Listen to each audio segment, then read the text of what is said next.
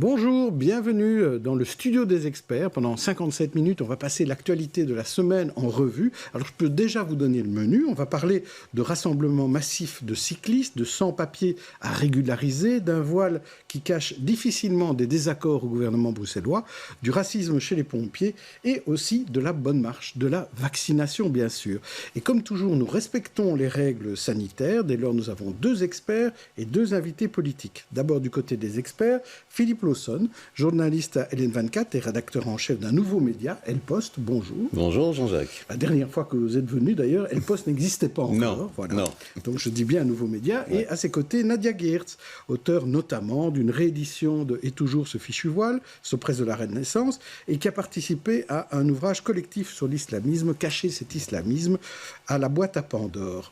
Bonjour. Alors, le gouvernement bruxellois est déchiré sur la question du jugement qui condamne la STIB et sur la question de savoir s'il faut aller en appel ou non. Le comité de gestion de la STIB a dit non, le commissaire du gouvernement a dit attendez, et il fait remonter le dossier au gouvernement. Et donc, cela négocie sec. Reportage, Michel Guéhière. Non, si, mais Rudy Vervoort a répondu à vos questions. Sortis de gouvernement, certains sont pressés de partir. Il faut dire qu'on a par les STIB et signes convictionnels le sujet qui fâche en ce moment. Franchement, tout en étant de bonne foi, on peut avoir des opinions opposées. Et donc faire la synthèse, ça n'est jamais simple dans des thèmes qui effectivement questionnent sur la société, sur son organisation, sur les femmes, sur comment les choses se mettent en place, pourquoi on fait ce choix-là, pourquoi on ne le fait pas. Et donc c'est un débat extrêmement compliqué. Un débat d'autant plus compliqué que défi met la pression. Il veut que le gouvernement se saisisse du dossier et agite dans les médias la menace d'une crise. Ça va être un problème pour nous parce que nous avons chevillé au corps, parmi nos valeurs, la neutralité des services publics et aussi parce que, selon notre point de vue, nous sommes en train de sortir de l'accord de gouvernement. La neutralité est un sujet qui n'a pas été abordé par l'accord de gouvernement. Défi accuse écologistes et socialistes de profiter d'une décision de droit contestable. Il exige un traitement politique de l'affaire. On verra ce qu'on aura obtenu d'ici 15-20 jours si Bernard Clairfeuille et moi-même avons réussi à avoir une série de garanties autour de la garantie de la neutralité des services publics à la STIB et ailleurs. Et on fera, comme je l'ai indiqué, une évaluation globale de notre participation à ce gouvernement. Sensible, dépassant le seul cas de la STIB, la question de la neutralité du service public pourrait être évoquée dans les QG de partis qui seraient alors amenés à se positionner globalement. Ça fait partie du jeu politique. Je l'ai toujours dit, moi l'objectif c'est de préserver le gouvernement et de faire en sorte qu'effectivement ce sujet qui ne figure pas en tant que tel dans l'accord de majorité ne soit pas un sujet bloquant dans le fonctionnement du gouvernement. Le calendrier bruxellois est connu. Le gouvernement a jusqu'au 20 juin pour demander à la STIB de faire appel. Après le 24 juin, plus aucun recours ne sera possible dans cette affaire. Alors, Philippe Lawson, est-ce que ce gouvernement bruxellois est bloqué jusqu'au 20 juin ? Est-ce qu'ils vont atterrir ? Mais pour l'instant, aux dernières nouvelles, ils ont renvoyé la patate chaude à la STIB. Parce que les politiques, on a l'impression qu'ils prennent pas je trouve qu'ils ne sont pas courageux parce que ce dossier mérite une décision politique sur la neutralité. Et personnellement, je trouve qu'il y a 2 aspects. Il y a 2 aspects dans ce dossier où on dit pour la neutralité, garantir la neutralité des services publics. Un agent qui est en contact avec le public ne doit pas avoir une apparence qui pourrait être assimilée à une conviction religieuse. Donc je trouve que cette différence-là, on doit la voir. Et donc à ce moment-là, pas question d'avoir un voile pour quelqu'un qui est en contact avec le public. Mais quand la personne n'est pas en contact, à ce moment-là, elle peut faire ce qu'elle veut. Je trouve aussi qu'on doit quand même mettre la ligne très claire que la religion ou toute conviction religieuse ou convictionnelle, c'est dans la sphère privée. La limiter dans la sphère privée et donc ne pas l'amener dans la fonction publique en tout cas. Alors Nadia Geertz, on sait que vous avez des opinions plus carrées sur le sujet, mais comment le gouvernement peut atterrir sur un accord sur la neutralité ? Je pense qu'on ne fera pas l'économie d'un débat en profondeur sur ce qu'est la neutralité et sur ce qu'est le service public aussi. Parce que moi, quand j'entends dire aujourd'hui qu'il faut autoriser le port de signes convictionnels à des agents de l'État parce que ça va favoriser leur insertion dans le monde du travail, je trouve que cet argument est totalement inopérant. Parce qu'en fait, le but du service public n'est pas de fournir du travail. Le but du service public, c'est de rendre un service public à des gens qui sont en fait, d'une certaine manière, prisonniers. C'est-à-dire que le service public, c'est ça en fait. Vous ne pouvez pas changer de crèmerie, si vous trouvez que tel ou tel agent ne correspond pas à ce que vous attendez d'un service public, vous ne pouvez pas aller ailleurs. Et c'est pour ça que c'est important d'être neutre dans l'apparence. Et là où je ne rejoindrai pas M. Lawson, c'est que pour moi, faire une distinction entre les situations dans lesquelles on est en contact avec le public et celles où on ne l'est pas, c'est risquer de se voir demain ou après-demain accusé de créer de nouvelles discriminations parce qu'on aura des fonctionnaires publics qui ne seront pas en contact avec le public et qui vont demander une promotion, un avancement, un changement de poste. Et à ce moment-là, on leur dira oui, mais alors il faudra aussi accepter de retirer vos signes convictionnels et on va être reparti pour un tour. Donc moi je crois que c'est beaucoup plus simple d'élaborer une règle générale qui repose sur ce que c'est que la fonction publique et ce qu'elle exige en termes de neutralité, y compris d'apparence. Eh bien, on va demander à nos invités politiques, eux, ce qu'ils en pensent, parce que maintenant, la patate chaude, elle est du côté politique. On les accueille.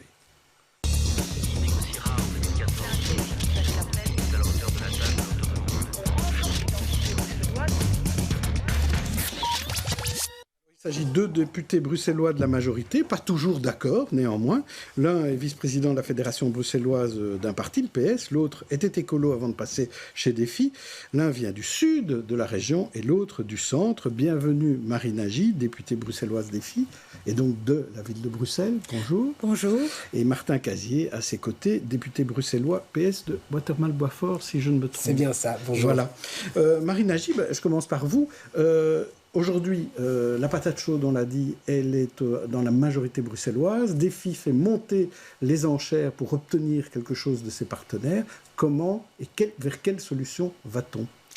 Ouais, tout d'abord, je dois dire que dans ce dossier, comme vous l'avez rappelé, je me sens personnellement très, concernée parce que lorsque j'ai été expulsée d'écolo, c'était bien cette question de la neutralité qui a suscité le débat et qui a fait que finalement je me suis inscrite dans la démarche de Défi. Donc c'est un sujet important, je crois. La dérive d'écolo dans ce dossier de plus en plus vers cette mise en question de la neutralité.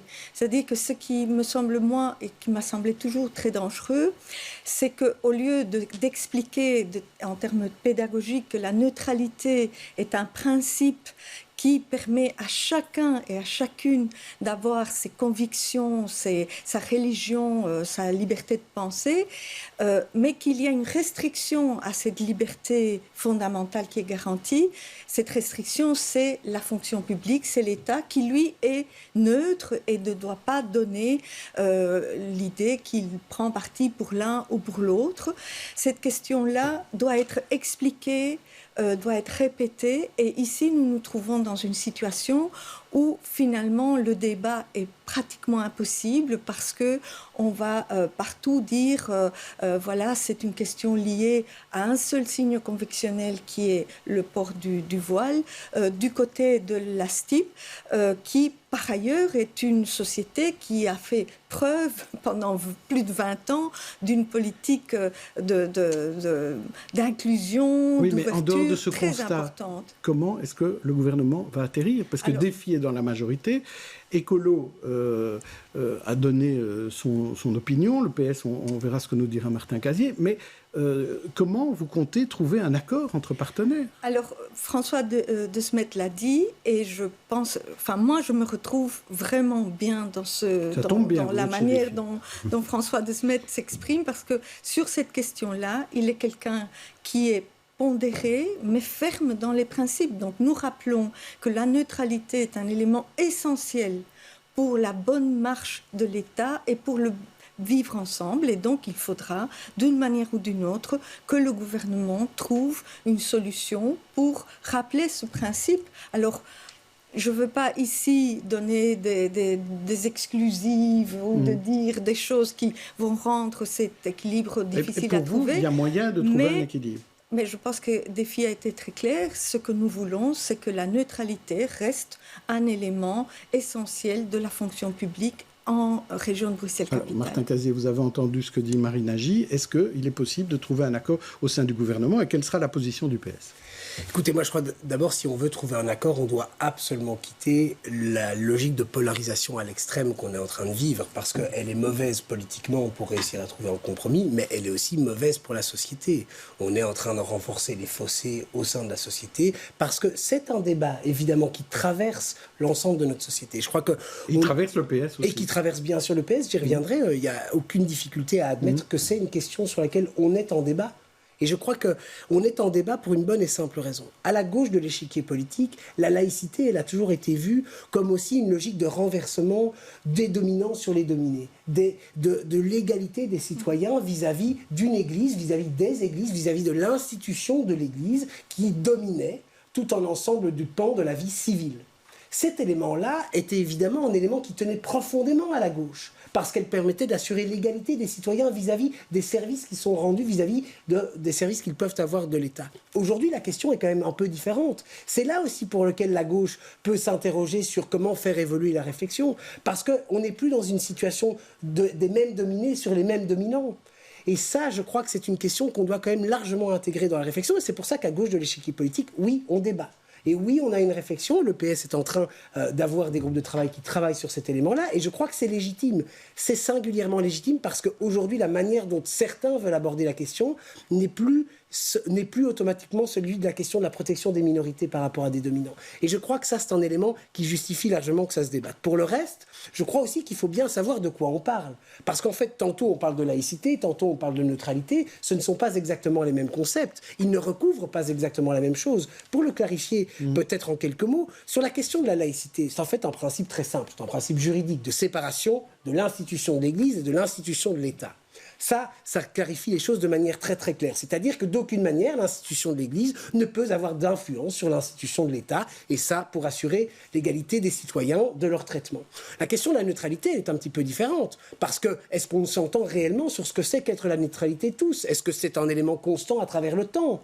Je crois que ce sont des éléments différents. Donc, pour répondre à votre question, pour sortir de ce débat, il faut, qu'on s'entende sur les termes de ce dont on parle. 2, il faut absolument quitter à tout prix la polarisation dans laquelle on est tombé. Et il faut faire aujourd'hui confiance à la fois à la méthode que le ministre-président a proposée, c'est-à-dire d'avoir une réflexion au sein du gouvernement, quitte à avoir un débat au sein du Parlement. Ça a été proposé. Je n'ai pas de difficulté par rapport à ça. Le ministre-président l'évoquait. Il vous reste moins de 20 jours, Martin Casier, pour faire tout ça. C'est possible. On ne va pas régler... Monsieur Deleu, une question qui maintenant est présente depuis 50 ans dans notre société, dans un timing de 20 jours. On peut l'accepter, ça. Alors, le gouvernement doit se positionner sur la question ad hoc de la question de l'appel, du voile à la STIB et du jugement. Et puis, il s'agira bien sûr d'avoir une réflexion politique plus large. Est-ce que ça vous satisfait, Marie Nagy, ça Est-ce que vous croyez que DEFI va accepter ce genre de discours commun ? Ou bien vous allez quitter le gouvernement ? Alors, je pense que DEFI a mis en évidence combien c'était important pour nous de préserver cette notion de neutralité à la STIB.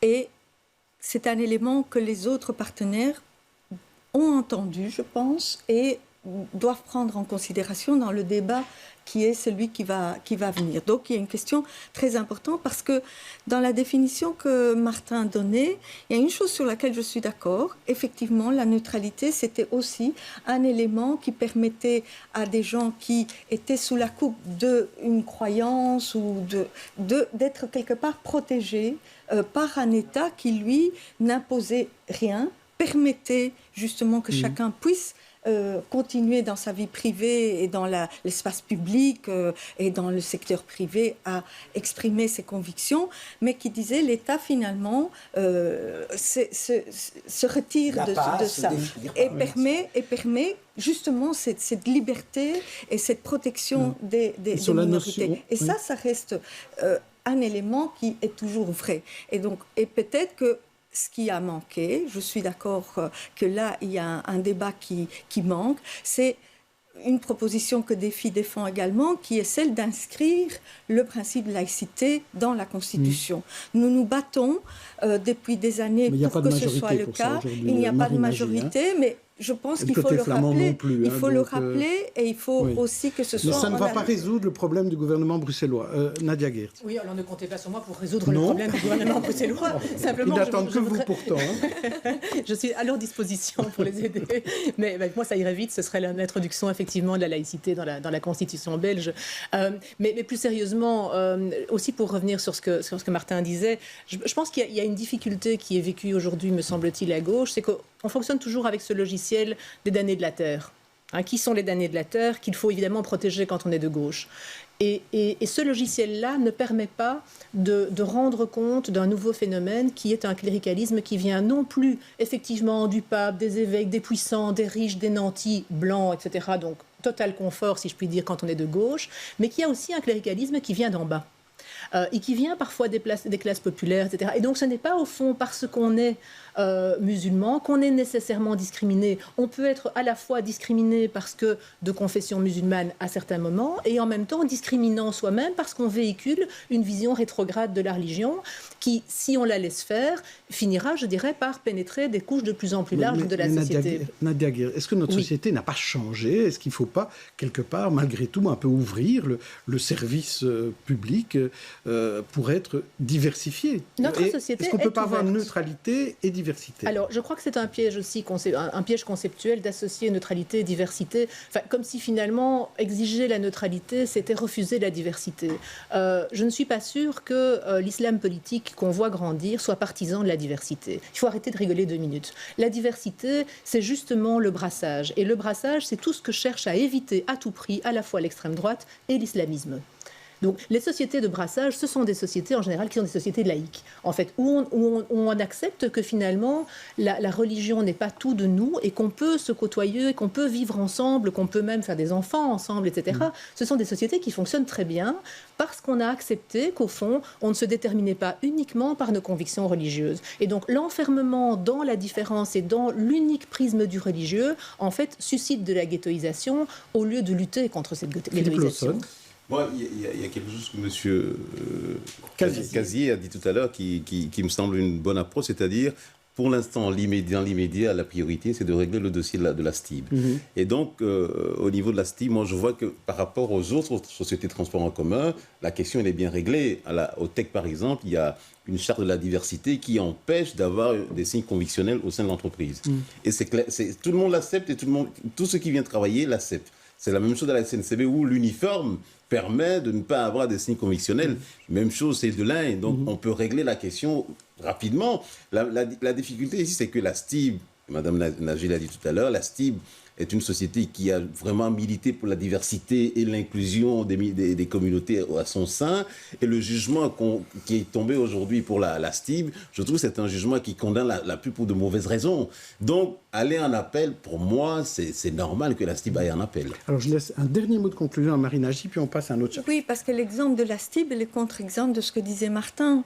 La neutralité était appliquée à la STIB. Il y a une clause de neutralité et la STIB est une des entreprises bruxelloises les plus diversifiées qui a fait des efforts énormes, notamment pour engager des femmes. Donc, il y a là vraiment une politique à mettre en valeur. Et aujourd'hui, avec ce jugement, on a l'impression que tout ce travail est quelque part remis en question. Et je pense que c'est une fausse information.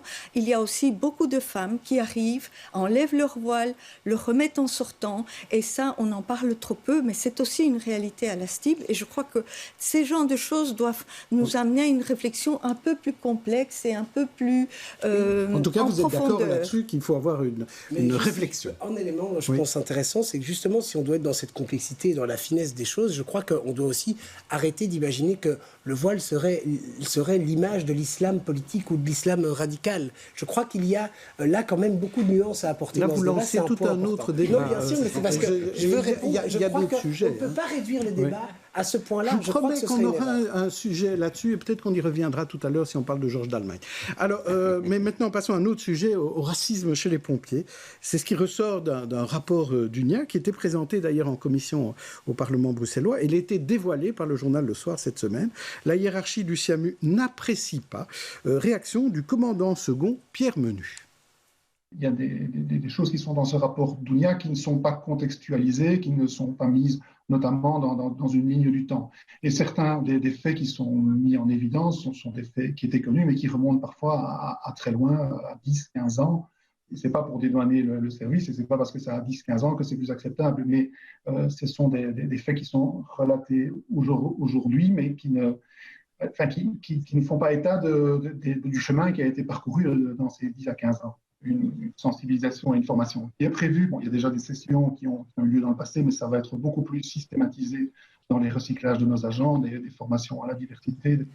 Alors, est-ce que tout va bien au SIAMU, Martin Casier? Il n'y a plus rien à faire, tout a été fait chez eux, non, comme le dit Pierre Menu? D'aucune manière on ne peut dire ça. Je crois que les rapports, à la fois l'audit qui a été mené par Moore est particulièrement interpellant quand même sur ce qui relève d'aujourd'hui, parce que là on parle du rapport d'UNIA, mais en fait l'audit qui a été mené est quand même particulièrement interpellant sur la présence, non pas seulement d'un racisme, mais en fait aussi d'un sexisme, de comportements profondément inappropriés et qui sont endémiques. Ça ne veut pas dire, évidemment, que tous les membres du SIAMU sont des racistes ou des sexistes. C'est pas du tout ça que je dis. Mais par contre, on voit bien que dans l'organisation aussi de la hiérarchie, tout cela reste en interne, ne sort pas, est étouffé. Les rapports pointent des manques de confiance des travailleurs pour aller se plaindre eux-mêmes. On voit bien quand même qu'on est dans une situation qui est loin d'être réglée. Oui, je crois que c'est un changement de culture. Nous, on plaide pour un plan global d'approche là-dessus. Et puis aussi, il faut à tout prix rétablir la confiance et pour ça, proposer un service externe de plainte qui les mène à terme, qui analyse. Parce qu'il n'y a plus aujourd'hui suffisamment de confiance au sein de l'organisme. Mais je précise, je ne dis pas ici, évidemment, d'aucune manière que tous les membres ne sont ni sexistes ni racistes. Je crois que c'est important de le dire. On ne fait pas des procès d'intention personnelle. On analyse une structure globale. Marine Nagy, là-dessus, vous êtes d'accord ? Alors, je pense qu'il y a un problème. Il y a une commission au Parlement qui se penche là-dessus. Il y a trois rapports, je pense, qui sont sortis. Mais il faut rappeler aussi quelque chose d'important, c'est que les pompiers, c'est des gens qui sauvent tous les jours des vies. C'est vraiment essentiel pour nous de reconnaître le travail qui est réalisé par le corps des pompiers. Et ça implique aussi que le corps des pompiers doit être exemplaire. Et ce n'est pas le cas aujourd'hui. Et donc, comme disait Martin, oui, toute la question des plaintes. Comment est-ce qu'on réalise ces plaintes? Qui les écoute? Pourquoi ça ne se fait pas à l'interne? Il faut co-construire avec les syndicats, avec les travailleurs, avec la direction. Il faut aussi mettre en œuvre le plan de diversité. Il y a un plan de diversité qui a été initié sous la législature précédente.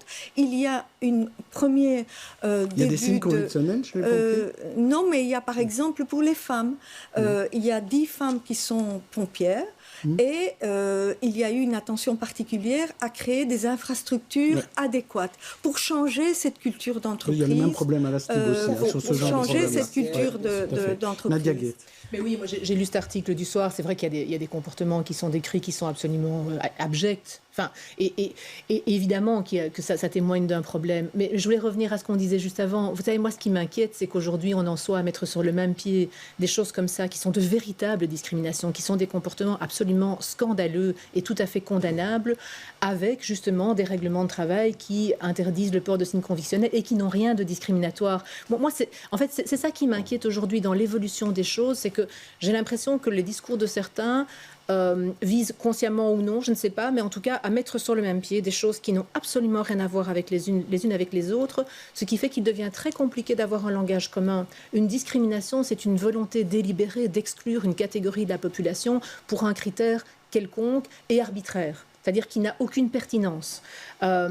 Lorsqu'on discrimine quelqu'un parce qu'il est d'origine maghrébine, parce qu'il a la peau noire, parce qu'il est femme, parce qu'il est homosexuel, c'est évidemment totalement condamnable. Quand on discrimine quelqu'un parce qu'on l'a vu dans une église ou sortir d'une mosquée, c'est tout aussi condamnable, évidemment, soyons clairs. Mais par contre, interdire des signes convictionnels, à partir du moment où ce sont tous les signes convictionnels, il n'y a absolument pas de discrimination. On va pas parler des signes convictionnels dans chaque chapitre. Non, je vous promets qu'après ça, je serai sage. Mais je trouvais intéressant de revenir sur les discriminations, ce que c'est qu'une discrimination. Philippe Lawson, pour conclure sur ce dossier. Ici, concernant le service des pompiers. Je crois qu'il y a un constat qui est posé. Il y a le rapport d'UNIA qui est tombé et puis l'audit qui a été fait. Et donc aujourd'hui, on se rend compte que quand j'entends le patron des pompiers, j'ai l'impression ce que dénonce quelque part le directeur général d'UNIA, M. Charlier, c'est que quand ils les ont approchés, c'est qu'il y a une sorte de... Ils minimisent un peu les faits, et pas même, voire même un déni. Et donc, on voit, ça confirme ce qu'il disait. Donc, il y a un constat qui est fait, au lieu de reconnaître en disant, mais tiens, il y a un problème, on va le régler. Non, il dit, ça va mieux. Voilà, ça va déjà mieux. Ça va déjà mieux, on essaie de justifier. Et je crois que c'est quelque chose qui n'est pas de nature à apaiser, à rassurer, à apaiser la situation. Autre dossier important à Bruxelles, c'est ceux qui demandent leur régularisation. Ce sont les sans-papiers. Le secrétaire d'État Sami Mehdi ne veut pas de cette régularisation massive. Les sans-papiers sont en grève de la faim. Et dans Versus, on leur a permis d'interpeller Sami Mehdi en direct et de vive voix, notamment sur les différents critères qu'il faut pour être régularisé. On écoute Asia, puis Sami Mehdi. Ne sont pas clairs parce que quand on dépose notre dossier chez un avocat, on lui demande sur quelle base on remplit les conditions. Et bien les avocats eux-mêmes, ils savent pas répondre. Ils nous disent déposez votre dossier, mais on ne sait pas si c'est négatif ou positif. Par rapport à quoi on est régularisé, on ne sait pas. Cas nécessiteux, c'est par rapport à quoi ce cas nécessiteux? C'est ce qu'on veut savoir nous. Il y a toujours l'opportunité d'introduire une demande de régularisation de manière individuelle. Et ce n'est pas comme si c'est une méthode qui ne s'applique jamais et qui n'est jamais positive. Il y a plus de 3000 personnes l'année dernière qui ont vu leur demande de régularisation individuelle positif. C'est beaucoup plus que ça l'était auparavant. Et donc on le fait, mais on le regarde de manière, en regardant la vulnérabilité d'une personne, et avec des critères, on ne peut pas justement essayer de voir qui sont les personnes qui passent entre nos fils pour pouvoir aider les personnes qui sont dans un réel besoin. Alors Marine Agy, régularisation massive ou au cas par cas? La régularisation est un sujet qui, pour moi, est vraiment le naufrage de la Vivaldi.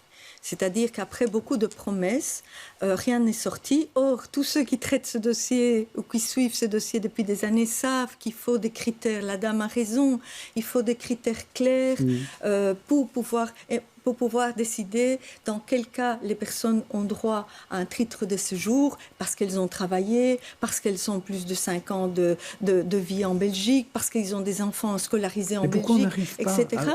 Et il y a une proposition de loi qui a été débattue la semaine passée en commission de l'intérieur de la Chambre, qui était déposée, je m'excuse de revenir sur le sujet, par François de Smet.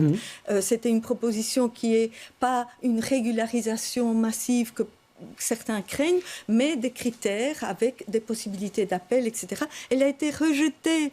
Or, ça aura des conséquences sur la région bruxelloise parce qu'une partie des personnes qui sont aujourd'hui en difficulté sociale et dans la rue notamment, sont des personnes sans papier qui pourraient être régularisées si on avait des critères clairs et précis. Martin Casier, pourquoi le PS et la majorité Vivaldi s'opposent à cette régularisation ?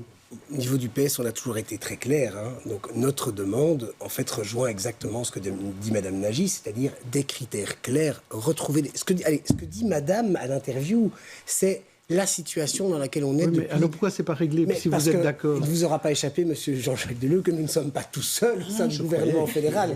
Donc, comme au gouvernement bruxellois. On n'a aucune difficulté avec ça. On le plaide, on demande ces critères clairs depuis maintenant plusieurs années, parce qu'en fait, au-delà même du fait qu'on crée un flou pour l'État, en fait, on met les gens, on organise aujourd'hui avec ces flous de critères la situation. J'aimerais peut-être juste un petit mot aussi, parce que je crois qu'au niveau bruxellois, on peut aussi essayer de travailler de manière un peu originale pour essayer de, justement, ne pas uniquement dire que c'est la faute au fédéral, mais essayer d'avoir une réflexion bruxelloise. Et on a aussi la possibilité, sur la question des permis de travail, qui là est une matière bruxelloise, d'essayer de faire évoluer les choses, parce que... Et c'est un ministre des filles. Non, mais parce que je crois qu'il y a une réflexion à avoir, sincèrement, parce qu'un des éléments de la précarité de ces personnes, c'est bien sûr le fait qu'il n'ait aucun titre de séjour, aucune situation stable. Mais si on leur donnait des permis de travail plus facilement... c'est aussi une situation où ils sont dans l'exploitation par rapport à leur travail. S'il n'y a pas de permis de séjour... Je dis juste qu'il nous apparaît que ce serait intéressant de mener une réflexion,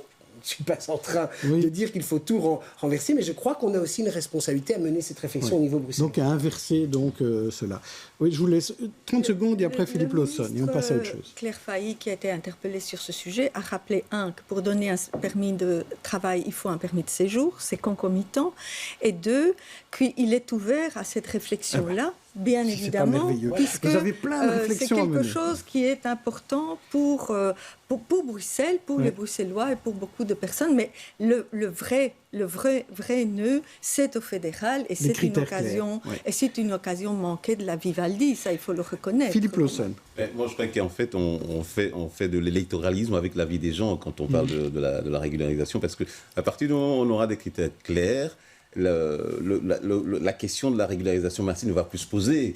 Donc ici, les partis, je crois que les partis libéraux, les partis de droite, font de l'électoralisme avec la vie des gens en pensant que, on court après l'extrême droite qui utilise ce dossier pour faire sa campagne. Et donc, à partir du moment où on a tellement peur de l'extrême droite qui fait sa campagne sur ce dossier, que finalement, on lui rend service en ne régularisant pas les gens. On passe aux têtes d'affiche. Je vous propose une galerie de portraits de personnalités qui ont fait l'actualité de la semaine. À vous de choisir celui qui vous inspire, en bien ou en mal. Et on commence par Marie Nagy. Je vous propose Naomi Osaka, qui abandonne Roland Garros. Elle ne veut pas parler aux médias. Isabelle Batz et Mathias Varenne, nommé co-directeur de la Balsamine, Georges Dallemagne, député CDH critiqué dans son propre parti, ou Thierry Henry, qui revient en T2 chez les Diables Rouges. Qui choisissez-vous? Je sais que vous êtes une spécialiste du tennis et du football. Marie, Naomi, Isabelle, Mathias, ou Georges, ou Thierry? Je prends Thierry parce que moi je suis une grande fan de l'équipe des Diables Rouges. Oui. Mon préféré, je vous le dis, c'est Lukaku. Je trouve son histoire incroyable. Oui. Et ils ont bien réussi quand Thierry était l'entraîneur des attaquants. Oui, oui. Et donc je pense que c'est une bonne chose. Voilà, c'est un sujet léger. Je m'excuse pour tous les autres, mais moi ça me fait énormément plaisir. Est-ce que vous êtes prêt à accueillir Georges Dallemagne chez Défi? La question ne s'est pas posée, mais je trouve qu'on fait un procès d'intention à Georges Dallemagne qui n'est pas très digne. Voilà. Alors, Martin Casier, je vous en propose 4 autres. Benoît Sokal, le papa de Canardo, qui est décédé cette semaine. Ou alors Issa Nawash, l'ex-experte ici nommée commissaire du gouvernement. Cynthia Bolingo, qui ira aux Jeux Olympiques, elle a battu le record du 400 mètres. Ou Jonathan Fournel, le pianiste victorieux aux Reines Elisabeth. Alors, qui choisissez-vous? Benoît, Issane, Cynthia ou Jonathan? Eh bien, écoutez, moi je vais prendre... Parce que figurez-vous que dans une autre vie, j'ai été pianiste. J'ai fait 8 années de piano et surtout j'ai eu la chance parce que ma famille avait envie que je sois sensibilisé à ça et que j'avais de la famille qui allait régulièrement, d'aller au concours Elisabeth des dizaines et des dizaines de fois quand j'étais jeune. J'en ai gardé des souvenirs absolument extraordinaires. J'étais triste de voir ces pianistes aujourd'hui dans la salle Henri Leboeuf vide ou quasiment vide. Il y avait quelques journalistes et le jury, mais en même temps je trouve qu'un jeune homme de 27 ans sorte premier lauréat dans des plus grands concours de musique au monde, eh bien, je trouve que c'est vraiment quelque chose d'extraordinaire. Aussi un sujet léger, mais je pense que c'est un beau sujet et ça mérite d'en parler. En plus, dans un moment où on sait aussi toute la difficulté que le monde culturel a connue, je crois que c'est aussi un beau symbole. Alors, sujet moins lourd, mais plus lourd, notre graphiste Coucou Charles s'est intéressé à la déchirure au sein du fédéral, maintenant aussi. Qui dit la vérité sur la nomination d'une commissaire voilée? Est-ce le Premier ministre ou est-ce son vice-premier Clarinval? C'est que, voilà, vous savez, souvent on essaye de savoir combien il y a de feux et comme ça on sait si c'est vraiment vous quand vous êtes sur Internet. Et bien là, on se demande qui dit la vérité. Sélectionner toutes les cases où quelqu'un dit la vérité. Entre David Clarinval et Alexander De Croo, c'est évidemment un clin d'œil à la nomination d'Issa Nawash, qui était donc expert ici à BX1. Une autre de nos experts dans la triste actualité, cette fois-ci de la semaine, c'est le décès de la rédactrice en chef de Bel RTL, Barbara Mertens, malade depuis 3 ans, qui nous a quittés jeudi soir. Cette émission lui est évidemment dédiée. Alors tous les deux, 5 infos de la semaine, laquelle vous a ravi, laquelle vous a énervé et pourquoi? Tout d'abord, il y a eu le lancement de l'Open Budget à Bruxelles, le suicide en Flandre d'une ado de 14 ans après un viol collectif, l'épisode de retrouvailles pour Friends, ou Jürgen Konings, qu'on a découvert membre du Vlaams Belang depuis 2020, ou encore le gouvernement hétéroclite hétéroclite anti-Netanyahou qui était désigné en Israël. Alors, on va commencer par vous, Martin Casier. Qu'est-ce que vous choisissez dans ces infos? Écoutez, ce qui m'énerve peut-être, en tout cas, assurément, c'est le cas d'Jürgen Konings. Je crois que, parce que on est dans un cas individuel ici qui nous met face à énormément de difficultés. On voit bien les difficultés qu'elles sont, mais en fait, il est un cas individuel d'une situation collective. C'est la montée des extrémismes, la coupure d'un certain nombre de nos concitoyens avec les institutions. C'est tout ça qu'il incarne, en surfant à la fois sur la dictature sanitaire, comme elle est appelée aujourd'hui par un certain nombre de nos concitoyens, malheureusement, en y mêlant des idées d'extrême droite, enfin, en faisant un pot pourri d'énormément de frustration, d'énervement des citoyens qui font qu'à tel point on a retrouvé des manifestations avec des gens finalement avec des attentes incroyablement différentes mais qui se retrouvaient derrière lui. Je trouve ça, je disais ça m'énerve parce que c'était la demande, mais plus que ça m'énerve, je trouve ça très inquiétant. Non mais je le dis en toute sincérité. Ça vous inquiète. Marine Nagy, alors une autre de ces infos qui vous énerve ou qui vous ravit? Ce qui me ravit, c'est le lancement de l'Open Budget. C'est une forme de transparence, c'est un engagement, c'est un outil de bonne gouvernance, savoir comment on dépense le budget de la région bruxelloise. Donc je trouve que c'est bien. Et c'est pas que ça m'énerve, mais ça m'attriste terriblement. Vous avez choisi quelque chose. C'est trop tard. C'était le suicide en Flandre. Non, c'est trop tard. On en parlera une autre fois. J'ai une dernière petite question, une question bonus pour tous les deux. Interenvironnement, qui a perdu 60% de ses subsides en quelques années. Est-ce que ça veut dire que Pascal Smet a la main trop lourde, Martin Casier, au gouvernement? Écoutez, sur IEB, nous, on a eu le débat avec d'ailleurs Madame Nagy en commission de l'environnement, où le ministre Marron a précisé que de son côté, effectivement, les subsides étaient maintenus. Des interpellations ont eu lieu à l'encontre de Pascal Smet. Moi, ce que je constate, c'est que c'est une association bruxelloise qui existe depuis maintenant largement plus d'années qu'il n'en faut pour démontrer son intérêt. Et donc voilà, je trouve que c'est une situation qui porte quand même interrogation. Maintenant, les débats auront lieu au Parlement aussi dans la suite des semaines pour voir exactement ce qu'il en est. Marine Nagy? Je trouve que ça ne va pas du tout. Du tout. Ce n'est pas parce qu'une association est critique, est fortement critique vis-à-vis de la politique urbanistique et souvent les années lui ont donné raison. Donc il faut aussi reconnaître ça. Interenvironnement Bruxelles mérite un subside structurel, comme l'ARO d'ailleurs, de la part de l'urbanisme. Et nous allons défendre au Parlement ça. Donc il est prévu... PS et DEFI vont ensemble défendre les subsides à l'IEB. En tout cas, moi, je peux le dire pour moi, et je pense que Martin également. En tout cas, chez nous, clairement, je partage le constat de Madame Nagy, c'est-à-dire qu'en tout cas, on ne peut pas régler des comptes politiques à travers des subsides à des associations, ça c'est très clair. Alors, on va passer à la vaccination qui va bon train, et au Codeco de vendredi après-midi, des mesures plus claires d'assouplissement ont été communiquées. Alors, même si un quart des vaccinés à Bruxelles ne sont pas bruxellois, il reste malgré tout aussi beaucoup de Bruxellois fragilisés à vacciner. Et Jean-Michel Herbin a suivi une équipe mobile qui vaccine les plus précaires des Bruxellois. Dans l'attente de la régularisation de sa situation, Mafouda est hébergée dans ce centre pour personnes victimes de violences conjugales. La jeune femme qui vient d'y être vaccinée se dit soulagée. On est protégés. Comme on vit avec toutes les femmes ici, on dort 2 ou 3 à la même chambre. Composée de pharmaciens, de médecins et d'infirmiers, l'équipe mobile de vaccination va à la rencontre des publics fragilisés. Les gens qui vivent en centre d'hébergement, les gens qui vivent en squat, les gens qui vivent dans d'autres centres informels, comme on peut dire, qui effectivement n'ont aucune connexion avec toutes les mesures prises par ailleurs pour la vaccination, qui en général n'ont pas de papier, n'entrent pas donc dans des listes qu'on peut contacter. En amont, l'unité mobile avait déjà effectué un travail de repérage, de prévention et d'apaisement. Celles et ceux qui décident de se faire vacciner n'ont pas besoin de numéro de registre national pour recevoir l'unique dose du vaccin Johnson & Johnson. Ça signifie que les gens ne doivent pas se dire « Ah, dans 2 mois, je dois revenir ». Dans 2 mois, ils ne savent en général pas où ils sont.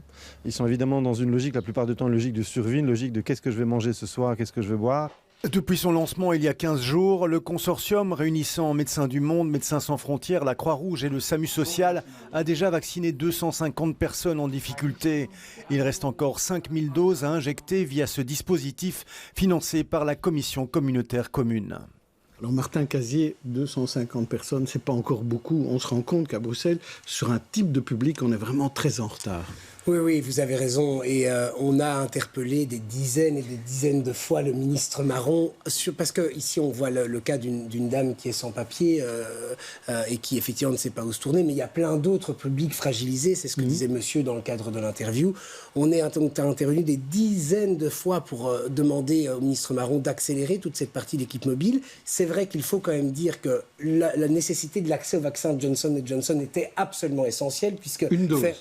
Faire 2 doses n'était pas possible. On sait toutes les difficultés qu'on a eues en approvisionnement de vaccins. Donc, il y avait effectivement des difficultés par rapport à cela. Mais c'est aussi tout le travail qu'on mène dans les quartiers pour aller vacciner les personnes qui ont des doutes, qui ont des inquiétudes. Je crois que ça aussi, ça a commencé tard dans l'acte de vaccination. C'est une des raisons aussi pour lesquelles on a pris du retard. Je pense que par contre, maintenant, on voit ses effets. Dans les quartiers, les choses sont en train réellement d'avancer. Et ça, c'est un vrai signe positif. Les chiffres, d'ailleurs, le démontrent maintenant, aujourd'hui, tous les jours. On a mis enfin le turbo, Marine Nagy. Alors, tout d'abord, il faut saluer la décision du gouvernement bruxellois de vacciner toutes ces personnes sans papier, sans affiliation à la mutuelle, etc. Ouais.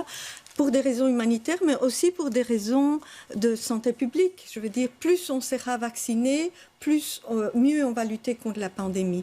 Et donc, je pense, comme Martin l'a dit, parce qu'on travaille ensemble en commission, qu'on a vraiment insisté pour associer les médecins généralistes, informer les communes, travailler avec les communes pour toucher un maximum de personnes, parce qu'il reste encore beaucoup à vacciner. Mais je trouve que globalement, la région bruxelloise avait une approche de vacciner tout le monde. Et d'ailleurs, même les non-bruxellois. Même tellement tout le monde que même les non-bruxellois. Mais c'est important et il faut encourager tout le monde à vraiment informer, sensibiliser son milieu, son quartier, pour dire, voilà, allons-y, c'est un élément important pour lutter contre la pandémie. Si vous êtes vacciné, ou si vous avez déjà été vacciné, vous le rendez public, Marine Nagy ? Oui, je le rendrai public. Et vous, Martin Bien sûr, je me suis mis sur les listes d'attente maintenant que j'ai pu, puisque je suis arrivé à l'âge ouvert, et je pense qu'on a un rôle d'exemplarité en la matière à jouer. C'est pas pour me mettre en avant, mais je crois que c'est important de montrer que nous faisons ce geste-là parce que nous avons confiance dans le système. Philippe Lawson. Mais moi, je vois deux membres qui sont membres de la majorité à Bruxelles. Et Mme Nagy dit que ça ne va pas, alors qu'elle est dans le parti dans la majorité. On a dit que ça ne va pas assez vite, mais maintenant ça va. Donc si on l'avait reçu il y a un mois, elle n'aurait pas été contente. Voilà. Donc je trouve que 250 personnes vaccinées, je crois que le bilan n'est pas tellement positif en fait. Donc au gouvernement bruxellois, donc je crois qu'il faut mettre un coup d'accélérateur sur la vaccination pour qu'on puisse vacciner le maximum possible. Donc, on parle ici évidemment des personnes fragilisées, on ne parle pas de tous les autres. Non. Nadia Guerre, vous voulez ajouter quelque chose ? Évidemment, il faut mettre un coup d'accélérateur, ça me semble évident. Et en même temps, moi je voudrais ajouter une petite note positive, parce que je crois me souvenir qu'il y a quelques mois, on était encore dans une situation où pour les personnes âgées qui vivaient à domicile, c'était extrêmement compliqué de pouvoir bénéficier d'un vaccin à domicile. Elles devaient encore se rendre elles-mêmes chez le médecin ou dans un centre de vaccination, alors que c'était parfois très compliqué pour elles. Donc je me dis, bon, quand même, on avance. Voilà, on sera peut-être tout à fait prêt pour la prochaine fois. Chaque dernier vendredi du mois, des milliers de cyclistes se réunissent dans Masse Critique et ça pose parfois des problèmes en termes de sécurité, car de l'avis des autorités, l'opération n'est pas très bien encadrée. Un cycliste a même été agressé par des occupants énervés d'une automobile. Alors, c'est quand même compliqué ce problème, Marine Nagy. Est-ce que, là, on peut voir des images derrière nous de cette critical mass ou masse critique, ça dépend dans quelle langue on le dit. Ils étaient près de 3000. Ils doivent faire le service d'ordre eux-mêmes.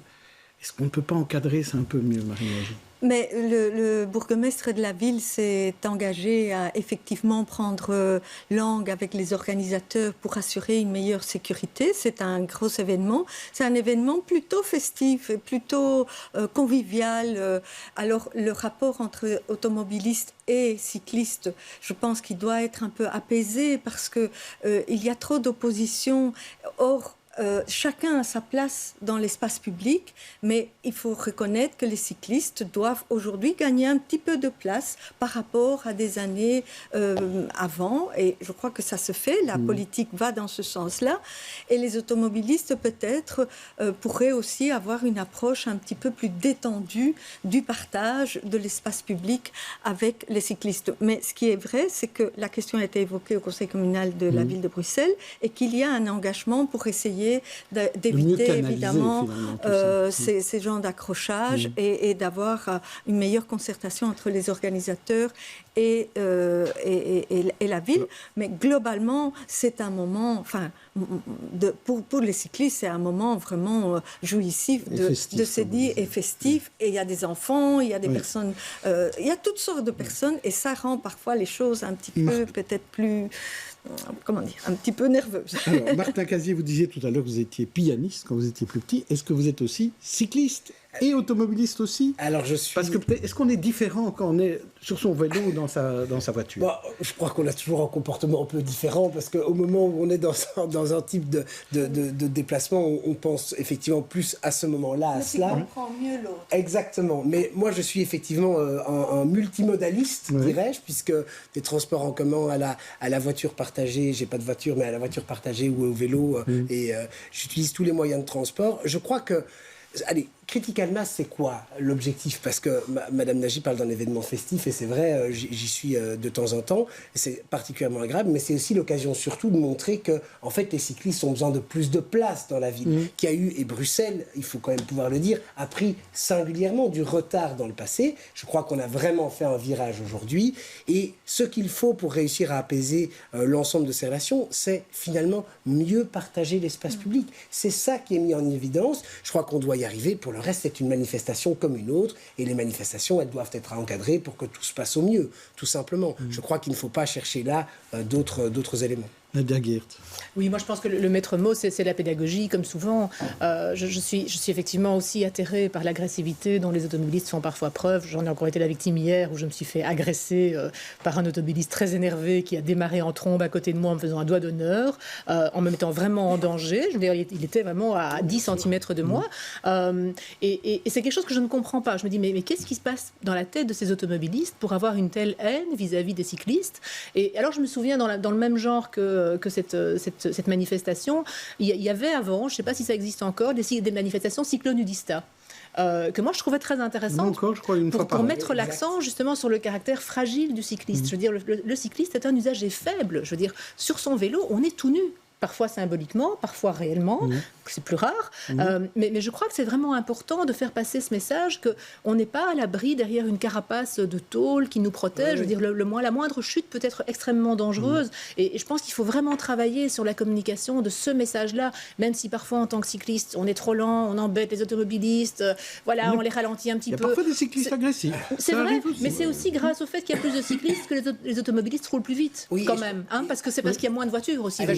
C'est important de démontrer entre 2 tonnes d'un véhicule qui se déplace, c'est ça une voiture aujourd'hui, et un cycliste, les conséquences sont quand même très différentes en termes de mise en danger. Ça veut évidemment pas dire que les cyclistes ont le droit de faire tout et n'importe quoi. Tout le monde doit respecter le code de la route. Mais chacun doit trouver sa place. Exactement, chacun doit trouver sa place. Philippe Lawson, je vous laisse la conclusion. Mais moi, un élément que moi je me relevé, c'est qu'en fait, à partir d'où on organise ce genre de manifestation, pourquoi ne pas avoir anticipé le service d'ordre et éviter que ça dégénère comme ça. Surtout que ça a lieu tous les mois. Mais oui, on ne peut pas dire qu'on découvre Critical Mass. On aurait pu anticiper les choses. Je crois que comme toute manifestation, il faut effectivement mettre en place toute la protection et la sécurisation nécessaire, comme on le fait pour n'importe quelle manifestation dans l'espace public. Les automobilistes qui ont agressé les cyclistes, il faudrait peut-être que l'enquête le dira.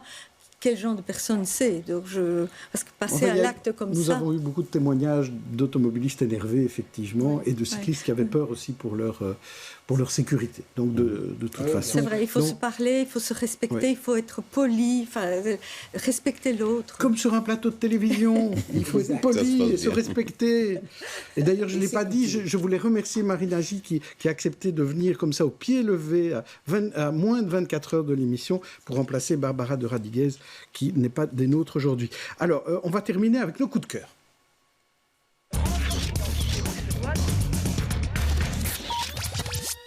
Vous vouliez nous parler de balades ce week-end?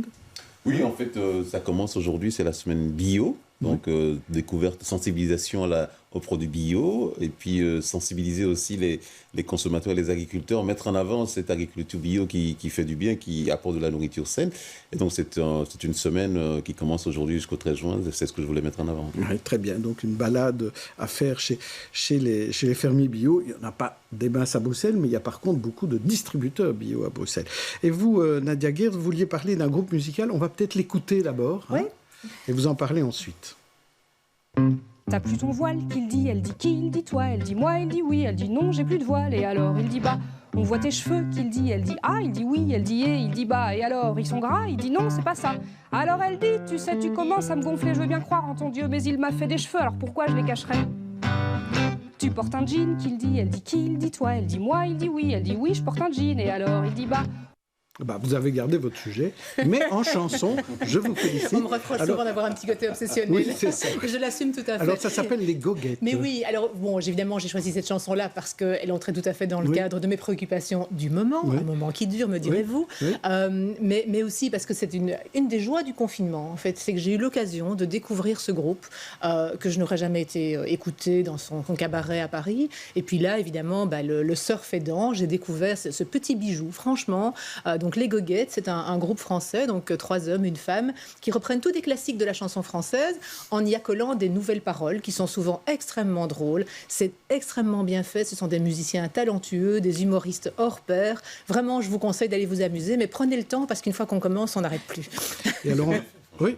C'est en tout cas agréable et frais. Après, il faudrait écouter toutes les chansons, évidemment. Alors, Nadia Geert, on va parler de vos obsessions, puisqu'il y a 2 livres qui sortent à peu près en même temps, dans votre cas. Il y a une réédition d'un livre que vous aviez déjà réalisé, ça s'appelle « Et toujours ce fichu voile », c'est aux éditions Luc Pire. Il y a un autre, vous avez participé à un ouvrage collectif qui s'appelle « Cacher cet islamisme ». Alors, sur le fichu voile, on en a déjà parlé en début d'émission. Vous dites c'est une obsession. C'est pas une obsession parce qu'on vous en parle tout le temps ou pour vous parce que c'est la chose la plus importante d'aujourd'hui? Non, en fait, je prends un peu le contre-pied d'une accusation qui m'est souvent faite et en fait, je voudrais dire, c'est bien que vous me posiez la question parce que je pense qu'en fait, l'obsession, elle n'est pas chez moi. L'obsession, elle est chez certaines de mes concitoyennes qui, à toute force, veulent absolument pouvoir obtenir le droit de porter leur signe convictionnel partout. Moi, vous savez... Mais c'est autorisé dans l'espace public. Ah oui, non, mais alors, évidemment, moi, je n'ai aucune intention d'interdire à quiconque de porter le voile dans la rue, dans les transports en commun, dans les restaurants, dans les cafés, dans les salles de concert, etc. Je vous parle uniquement de 2 endroits très précieux, l'école et la fonction publique. C'est tout. Et c'est vrai que moi, je me serais volontiers limitée à un petit livre que j'ai publié il y a, 12 ans, 14 ans. C'était l'école à l'épreuve du voile. Et puis, je dois bien constater qu'en fait, depuis ces 14-15 ans, en fait, les coups de boutoir ne cessent en fait de se reproduire. Je veux dire, ce sont tous les lieux qui sont maintenant, je dirais, investis de cette revendication. Et donc, l'obsession, pour moi, elle n'est pas chez moi. Moi, je fais que répondre en me disant, attendez, moi, mes principes restent clairs. Je défends toujours la même chose depuis le départ. Et il se fait que je dois régulièrement rappeler que ce que j'avais dit vaut toujours, vaut de plus en plus. Ça devient peut-être de plus en plus urgent de le défendre par rapport à des tentatives de plus en plus agressives, je dirais.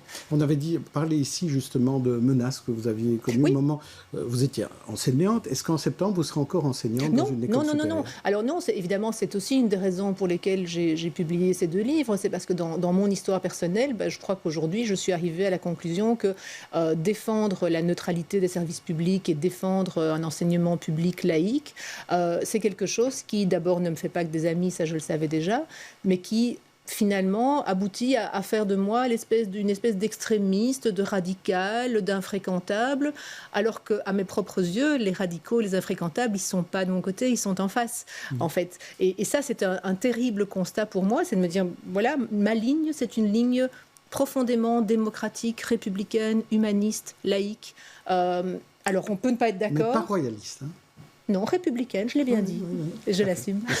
Alors, Philippe Lawson, vous, c'est un média, donc je le disais au début, ça s'appelle El Post. Alors, c'est un média sur Internet. C'est le modèle de Mediapart que vous avez voulu faire, donc qui fonctionne sur abonnement. Qu'est-ce que vous allez faire de plus que les médias, les excellents médias comme BX1 par exemple réalisent déjà? Mais la ligne éditoriale de ce nouveau média 100% digital, c'est qu'en fait c'est l'investigation, des documents exclusifs. Et puis le fait que on s'adapte aux nouvelles habitudes de consommation de l'info des citoyens, parce qu'on voit maintenant que les citoyens consomment de plus en plus les informations sur le digital plutôt que sur le papier. Et donc avec ces éléments et avec la technologie qui permet de toucher les gens où ils sont, mais de façon précise, une information pratiquement personnalisée. Donc c'est ce qu'on veut faire avec les nouvelles technologies. C'est pour ça qu'on a lancé ce nouveau média Elpost. Et donc ça se trouve sur Internet, elpost.be. Et alors, il y a des éléments gratuits, et puis après, on s'abonne plus si affinité. Oui, bien sûr. Alors, on va vous demander à tous les deux vos coups de cœur, vos conseils à faire. Que faire ce dimanche? Il y aura peut-être un peu de soleil quand même ce dimanche. Martin Casier, qu'est-ce que vous proposez? Une balade à Boisfort? Le marché, par exemple. Une balade à Boisfort, la plus belle commune de la région. Non, c'est en boutade, évidemment, mais je pense qu'on a quand même tous besoin de retrouver du lien social, non? Donc si je pouvais faire un conseil, c'est évidemment dans le respect des mesures et dans le respect des règles, mais c'est de recréer ce lien social qui nous a, en tout cas qui moi, et je crois pour beaucoup d'entre nous, nous a tant manqué. Et puis pour ceux qui aimeraient peut-être jeter un petit coup d'œil là-haut, moi je vous conseille d'aller voir le fil Twitter de Thomas Pesquet, qui publie des dizaines et des dizaines d'images de la Terre vues depuis la Station spatiale internationale. Et ça nous rappelle aussi finalement, peut-être dans tous les débats dont on peut parler et tous les enjeux qui nous touchent à cœur, la petitesse de ce que nous sommes dans l'infiniment grand. Et moi, et la beauté surtout, moi ça me touche beaucoup, j'allais terminer là-dessus. Il y a une photo sur le Sahara qui a été publiée il y a quelques jours, qui était d'une beauté absolument affolante. Et donc voilà, c'est une très bonne idée, et les images de Mars sont aussi très très belles. Qui sont extraordinaires, exactement. Alors, Marine Nagy, est-ce que vous pouvez faire mieux? Ça m'étonnerait, mais je vais faire une proposition qui, moi, me semble hyper chouette et en lien avec un site de la ville à découvrir. Donc, il y a l'exposition Crayon d'un artiste street art qui, vous voyez ces crayons qui sont un peu tagués partout dans la ville. Oui. Il a fait une bande dessinée qui est assez poétique et qui est d'un dessin magnifique, et ces planches sont exposées à See-You, donc le site de caserne à Etterbeek. Le site est génial aussi, il y a un vélodrome, il y a de quoi se sustenter, donc sortez, soutenez l'Oreca et allez voir Crayon. Merci à tous, on se retrouve la semaine prochaine. Bye.